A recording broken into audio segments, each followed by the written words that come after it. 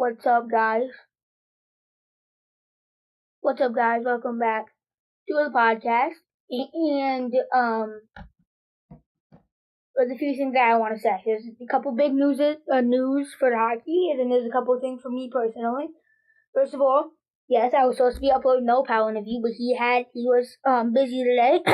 I'll be hopefully interviewing him tomorrow at around 7 Central.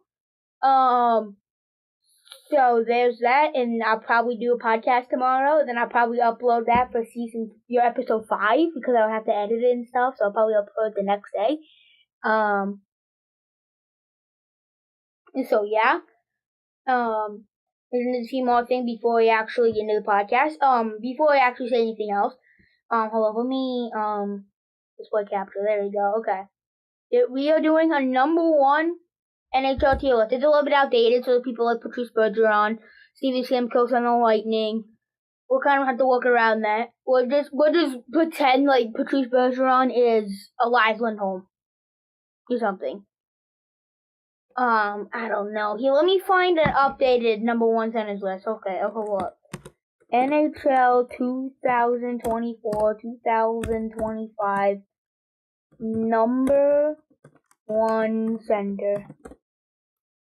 Tier list. Hopefully it pops up. First, traded 2024-2025 NHL first line centers.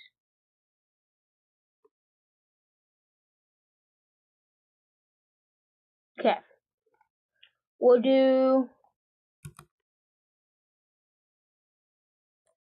be like, okay, so should we do like generational? A generational will be one? Or should it be like future Hall of Famer? No, I think it should just be like best of the best. No, we'll just do generational.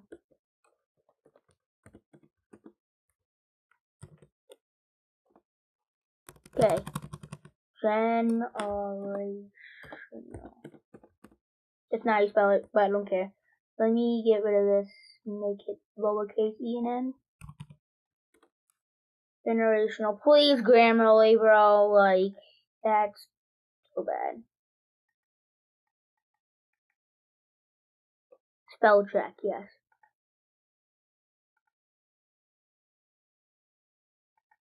I don't know. Oh, yes, please. There we go. Okay, the next would be elite. And then it would be star. Good. Solid / meh. Okay. So today is going to be NHL number 1 set of tiers. We'll do the same thing with defensemen tomorrow. So yeah, but now let's get into a few things that I have to talk about. I have new TikTok intro now to all the videos that are on TikTok. I'll be doing like a cool intro and an outro for each of them. So that's pretty cool. I did that last day. I worked on that for like 30 minutes to get it to like the way I wanted it to. So yeah. The Cody Ceci trade. So Cody Ceci went to the Sharks. Let me look at this trade because I reposted it yesterday. I do got another trade that got released like 10-15 minutes ago. 35 minutes ago, it says. But I realized it when my brother called me and told me that it happened like 3 minutes after it got done. So, yeah. Okay. So we actually got 2 Edmonton Oilers trades.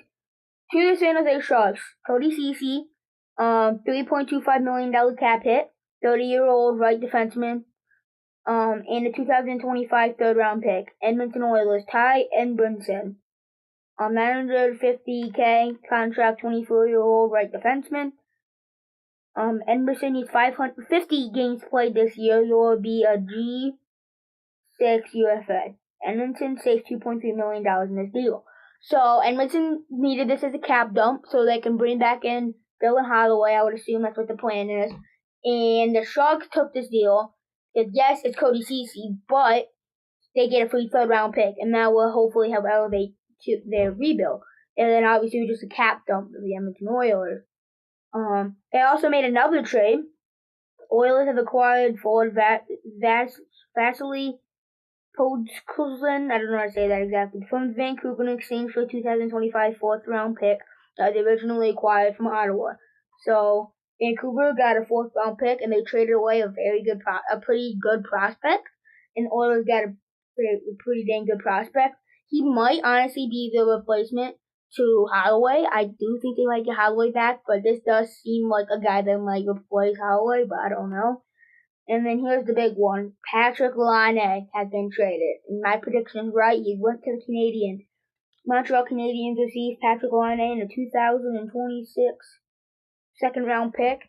And Jordan Harris is going to CBJ. Jordan Harris is a very good prospect. Patrick Laine can get you 30 goals, 40 assists for 70 points and a good season. I don't know if he's going to play Caulfield in them. He's probably going to play in the second line. For Montreal, make them more deep. I still think might finish last in the Central of the Atlantic, but dude, I don't know. We really have to think about that because who would finish below them, right? Like I don't know.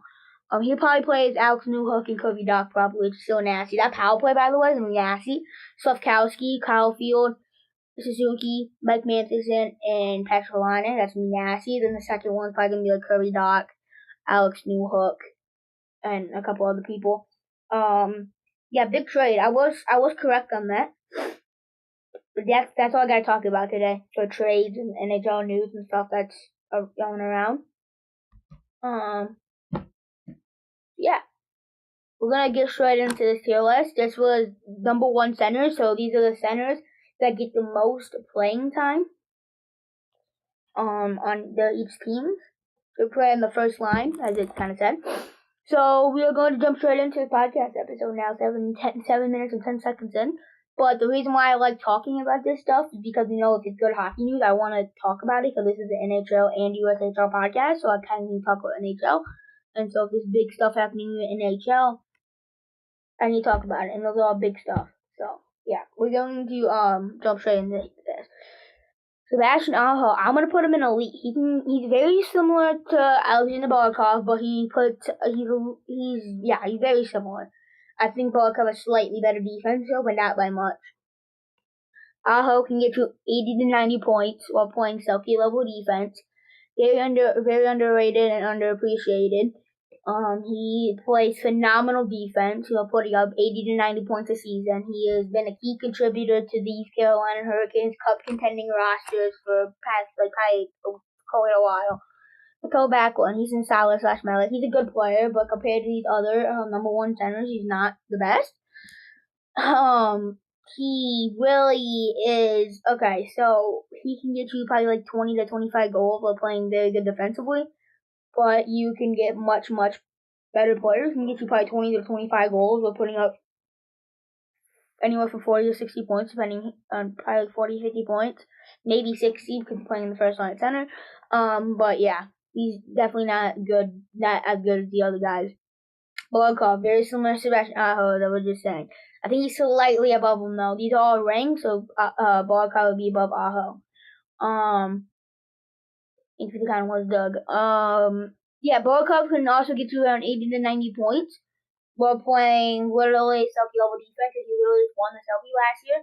He has been very underappreciated the past couple of years, but he is now just starting to get recognized and getting the acknowledgement that he really deserved, and now people are starting to realize how good he really is and how good of a captain he is. So I put him slightly above Aho, but they're both very similar. Very good. Bedard.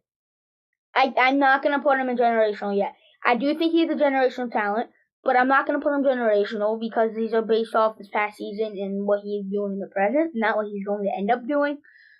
So if it was right now, I think I would still put him in elite. So hear me out. It's because he put up 61 points in 69 games or 68 games or something like that last season by playing with Philip Kurashev. Okay, Philip Kurashev. Now he's going to get surrounded by Teuvo Teravainen and Tyler Bertuzzi. I'm predicting that he's going to put 80 to 90 points next season. Not kidding. That's an elite talent. Yes, you would like for him to play slightly better defense. That's why he's below these two guys in front of him and the more established players. But if he can pick up his defensive game, become slightly more physical, and just continue his point scoring, he could totally be generational. I believe that he will end up being a generational talent. He will end up being the best player in the league at some point throughout his career. Probably like a 5-year stretch throughout his career once McDavid and McKinnon and Matthews and those guys start to decline, and degress, something like that. Start declining, and yeah, I think he will end up being that. But right now, in the present, I think he's an elite talent, not quite a generational type talent. In the present, he will end up being that though.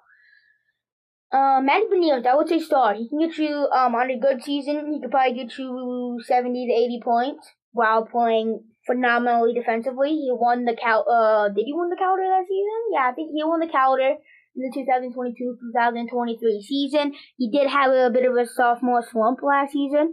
I do think he will bounce back and get like 60, 70, maybe 80 points this next season while playing phenomenal defense.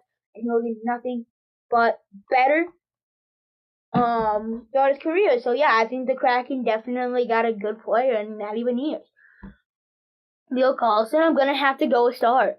Right now, I think he will end up being in the elite category once he actually reaches his full potential. But right now, I think it's a good star. He can get you right now on this current Ducks roster. He can get you 60 or 70 points if he stays fully healthy, maybe even 80 depending on who's playing with. But probably I would go on the range of 60 to 70 points. Playing phenomenal defensively, great playmaker, great IQ.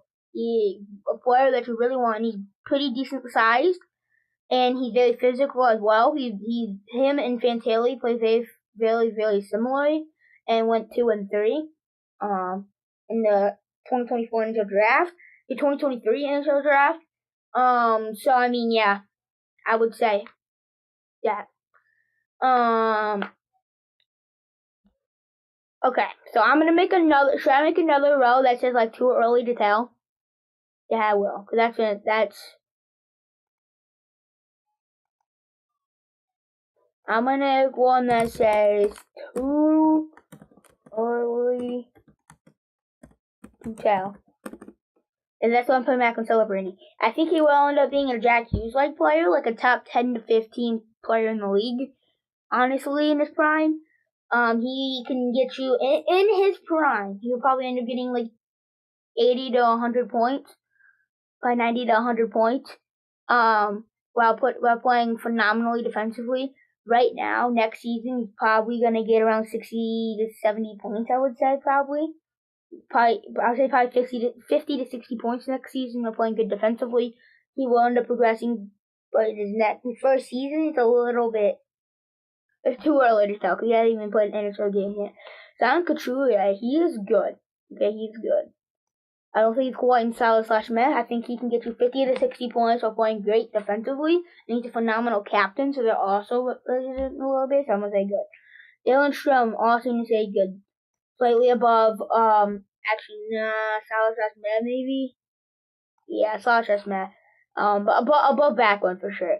He can get you 50 to 60 points for playing slightly worse defense than Backlund and Couturier, but his offensive output is very good. That's why I below Couturier in them. But yeah, who is this? Who is this? It's not Lindholm, is it?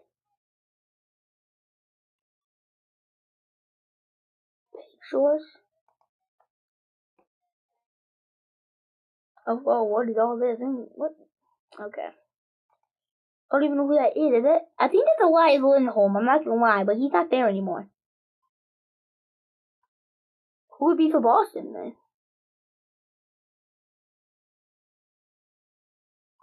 JT Miller. So I think that's Lindholm, but they don't have him in a Boston Bruins jersey. Okay, so we're gonna pretend like he's in a Boston Bruins jersey. Is he quite an elite? I wouldn't say so. I would put him in the top of star. I think he can get you 60 to 70 points. Probably 60, 70 points of playing great defensively. He's not Selke level defensively, but he's great defensively and can get you 60, 70 points. Especially if you play with someone like Pastrnak, he could get around a point per game next season, but he's probably expected to get around 60 to 70 points. He plays the full season with David Pastrnak, which I'm expecting him to, while playing great defensively. So yeah, I think he's a star, but not quite elite because you would like to see him put a little bit more offensively. Jack Eichel's definitely in the league, most definitely. I think below Barkov, above Sebastian Aho. I think that he is very underrated. He's a top 10 center in the league, in my opinion. Very, very good player. He can get you 70 to 80 points, maybe even 90, depending who's playing with in the regular season, playing great defensively, and he is a playoff phenomenon. He's phenomenal in the playoffs. Won the cup with Vegas in the playoffs. He is definitely an elite talent. That Nick Schmaltz. There's only like a couple people here that I don't really know. I think that's Nick Schmaltz. That's not Clayton Keller because he plays in the wing. So I believe that's Nick Schmaltz. We're going to assume that's Nick Schmaltz. Actually, we're not going to assume that's Nick Schmaltz. We're going to look to see who that is. The hockey club. Okay. It hates it. Nick Schmaltz plays in the wing as well. Okay, so Barrett hates it. Not very familiar exactly. Like, I do know who Hayton is, but I'm not 100% familiar with how he plays.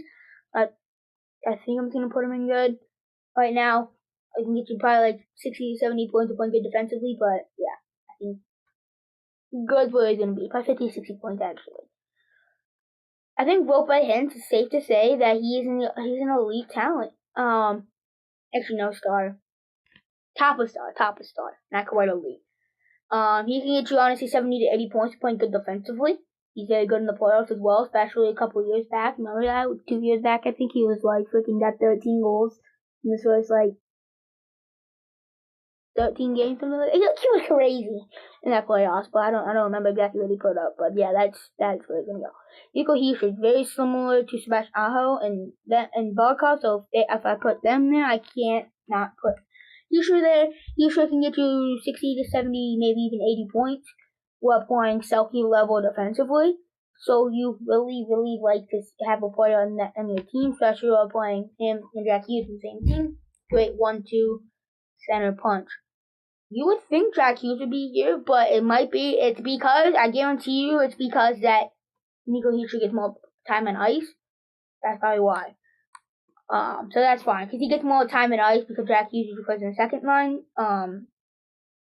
Is projected to, so yeah, that's fine. However, I'm gonna say star. I think above Lindholm, actually below Lindholm, above Beniers for sure. He can get you 60, 70 points, maybe even 80, probably 60, 70 points, I would say.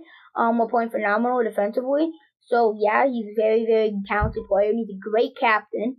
He has been for a very long time. So yeah, I would say that. Kopitar, he was elite in his prime, okay, but right now I think he's star. I think he's a star right now. Above Beniers, below all that, I'd even say. He plays Selke level defensively, but he only going to give you 60, 70 points, which is probably 50 to 70 points, really depending who he's playing with, which is a very, very talented player, okay? So I think I'm going to put him above Lindholm, below Hint. Playing Selke level defense, but you want to get a little bit more offensive production out of him if you want to put him in the elite, special, generational. Larkin, elite, 100%. I think I'm going to put him there. Okay. Larkin can get you 80 to 90 points while playing phenomenally defensively. He's a phenomenal captain, and he's still underrated. Like Barkov, he was underrated the past couple of seasons. Larkin is still vastly underrated, and he is such a good captain, such a good player. Really like to see it. Nathan MacKinnon, generational. He can get you 90 to 110 points a season while playing arguably Selke level defense year in, year out. He's a guy that can skate 20 miles per hour and that you do not want to run into. He's very physical as well. So guys you really want to see. Austin Matthews, I'll put him slightly below MacKinnon. He's probably gonna end up getting 60 to 65 goals next season. I would say probably like anywhere from 60 to 70 goals next season. While playing Selke level defense, he plays phenomenal defensively. But I think McKinnon's slightly better just because Austin Matthews doesn't get quite as much assists as you would like a player like that to get, but he is phenomenal. McDavid, the best player in the world, he can get you honestly probably around 90 to 125 points a season. I ain't gonna lie to you, that's how really truly good he is. We're playing phenomenally. Like, I would honestly go as far as say silky level defense. Maybe just phenomenal defense. Of course, this is just a tad bit under silky level defense. His IQ, his playmaking abilities, passing vision, his overall passing, his shot, his handles, how fast he can skate. He can skate also like 20 miles per hour, fastest skater in the league, 20 plus miles per hour on skates. Like, he is, yeah, McDavid. If you want to see the best player in the world, you got him with the Connor McDavid. I'm telling you now. JT Miller, I would say elite. Right there. I would say elite.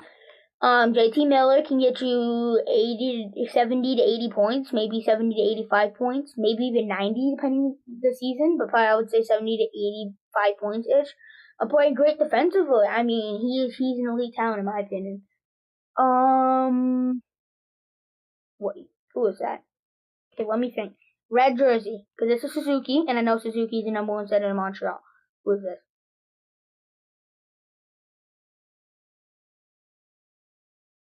No.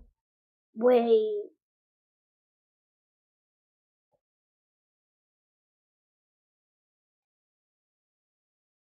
Not Red Wings. I'm just going through all the teams alphabetical order in my head.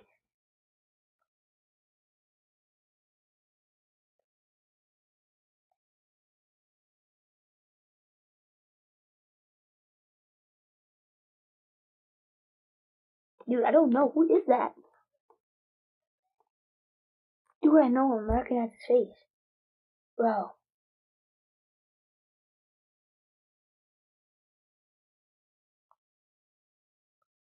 This is so embarrassing, y'all. This is ridiculous.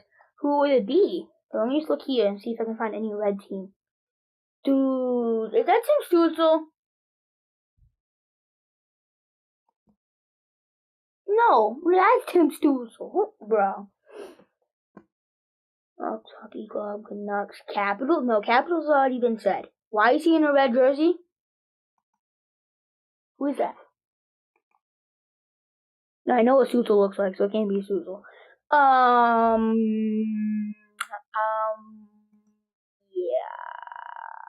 I'm gonna save this picture. No, don't do that. Dude, this is so annoying. I don't know who this guy is. I'm gonna be here all day. Why can't I just, like, look at his picture?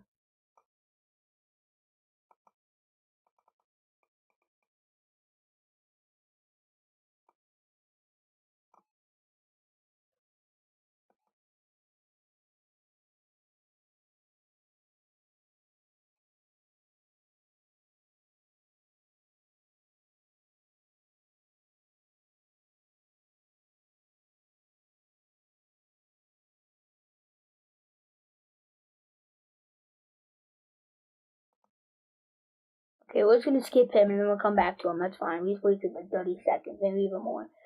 That Ryan O'Reilly, I would say he's a star, honestly. I would go as far as to say he's here. He can get you 70 to 80 points while playing phenomenally defensively. So yeah, he's a star for sure. Braden Point, he's the top of the elite for sure. Braden Point can get you 80 to 90, maybe even 100 points for playing phenomenally defensively. So I'll maybe slightly below, actually, yeah, just slightly below Barkov, just because Barkov is a great captain too. That also raises his stock. But yeah. That looks like Matt Bordy to me. Because that's a Minnesota Wild guy, but who plays the most ice time? Harrison Ekborg. He looks very young too. Yeah. Oh, Marco Rossi, yeah. Not Matt Bordy. I knew who I was talking about though. I would say good. He can get you 60, 70 points, playing great defensively, but he will get better for sure. So I would say above Hayton and Couturier. Actually, no, I think I'm gonna put him up here, right there. Mark Scheifele. I would say star. Right here. He can get you 70 to 80 points to play good defensively. Very, very good player.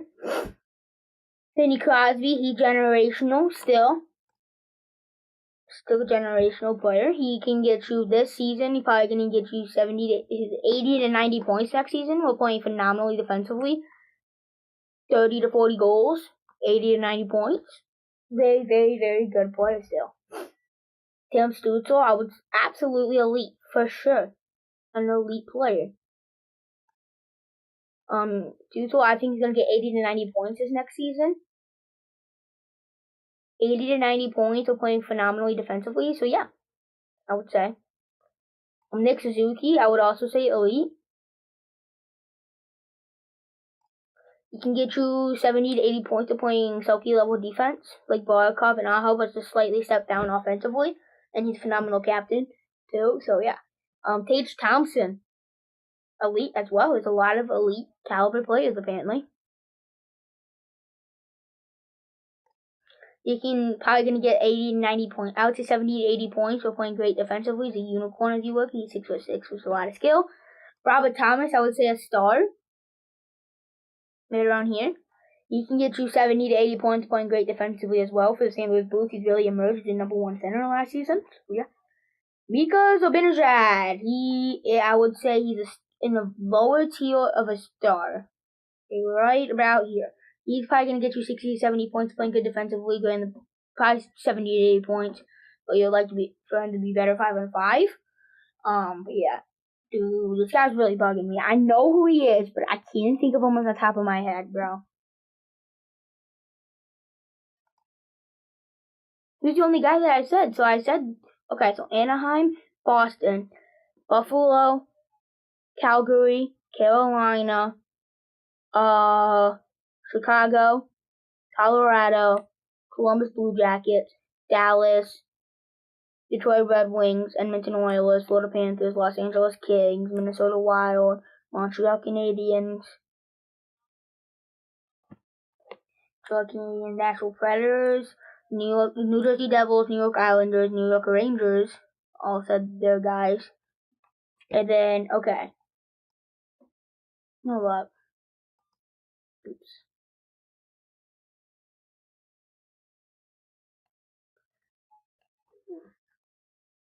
So what I just leave off the Rangers I left off on in the alphabetical order. Is essential the captain of the team most of the time, not necessarily. I mean, it could be anybody on the team. Senators already said, Flyers already said, Penguins, Sharks, Kraken, Blues, Lightning, Maple Leafs, Hockey Club, Canucks, Knights, Capitals, Jets. What? I said all these guys.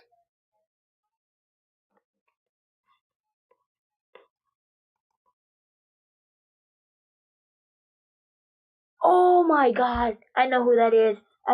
Sean Monahan. Oh my god, I didn't know that. I'm telling you, I know that. Okay, we're gonna act like that never happened.